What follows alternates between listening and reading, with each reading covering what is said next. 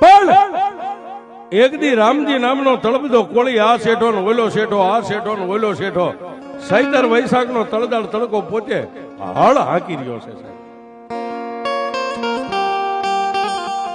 બપોરનો સમય થયો, 12-1 નો સમય થયો એટલે ફૂંકાઈ ગયેલી 3 પાંખાળી બોયડીના થડે પોતે ભાત ખોલી અને બેઠો બેઠો બપોરા કરે છે. પણ એ સાહેબ ભાતની માલબા એક રોટલો રહી ગયેલો, ગયણું હતું, ગયણાની ગાંઠું ખોલી અને એક રોટલો હતો એમાંથી 3 ટુકડા કર્યા, એક રોટલાના 3 બટકા કર્યા. એક બટકું ધરતી ઉપર મેક્યું, હાથીની આરે પાણીની બતક બાંધી હતી, બતકમાંથી એક અંદળી પાણી લઈ અને 3 વાર પાણીની આમ આહુતિ આપી છે.